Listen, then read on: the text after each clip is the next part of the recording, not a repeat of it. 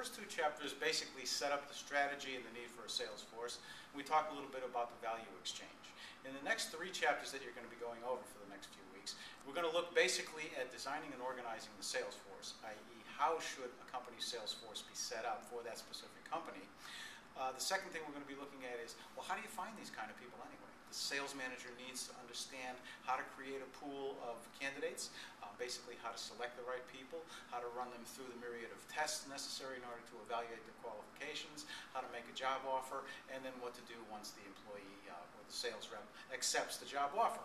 And then we're going to look at the importance of training and development, okay?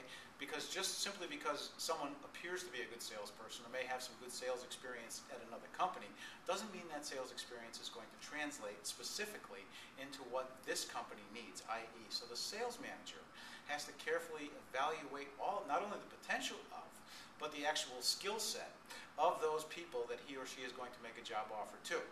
Now basically what we're looking at first of all is designing and organizing the sales force. Okay? And there's a number of different tools within the chapter that the sales manager needs to use in order to evaluate, well, basically how many people do we need, what types of people do we need, what kind of experience should they have, etc. In the next chapter, basically you're going to be looking at, okay, now we know we need X number of sales reps. How are we going to find these right people? Where are we going to look in the first place? Okay? You need to find a pool of candidates. And generally what that means is that you have to look internally first to see if there's any candidates internally. Why? Because generally those people already know the company, they're familiar with the mission, and sometimes the learning curve could be a little flatter than if you had to go outside and train someone from the get-go. Now, the external candidate pool is interesting because you basically spread the net as wide as possible and reel it in to see what you get. And even though you've done a good job evaluating what types of salesperson you need and the type of experience he or she needs, when you cast that net out, you never know what you're going to get. So the sales manager needs to be as specific as possible to help the people in human resources winnow down the number of candidates so that no one wastes anyone else's time.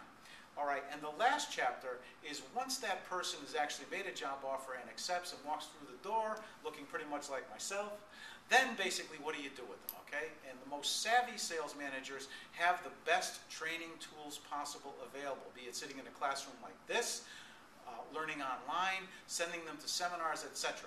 So it's an entire process, okay?